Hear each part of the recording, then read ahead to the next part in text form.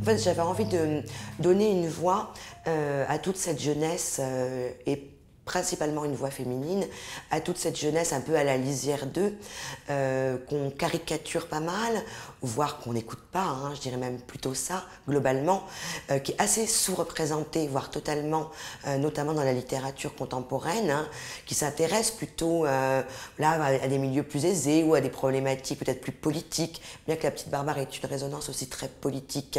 Mais j'avais envie que cette jeunesse-là ait une véritable voix littéraire, mais avec une langue aussi travaillée. C'est pas parce que c'est une langue qui emprunte à l'oralité qu'il faut délaisser le style, et je pense que c'est très prépondérant justement dans le texte, que cette voix féminine, elle est aussi une poésie, même s'il y a de la crudité, même s'il y a de la violence, il fallait que la forme soit très littéraire, et que cette jeune femme, elle ait droit à une seconde chance, et que cette seconde chance, elle la trouve auprès justement aussi de personnes qui lui tendent la main, et notamment là, dans le cas de La Petite Barbare, un homme, un soignant qui lui tend un livre, et ce livre, c'est L'amant de Marguerite Duras.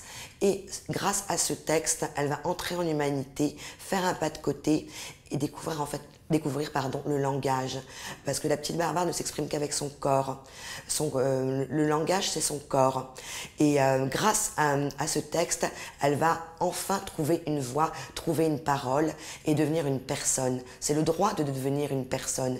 Et c'est pour ça que je pense que c'est un texte fort. C'est qu'à un moment donné, on n'est plus une personne, la société n'accorde même pas le droit à l'humanité. Et cette jeune femme va enfin, on va la regarder et elle va devenir une personne. Et c'est ça que j'avais envie de dire. Voilà, aucune personne ne doit être délaissée, aucune voix ne doit être occultée, et notamment celle des jeunes. Et j'espère que ça se lit de cette façon.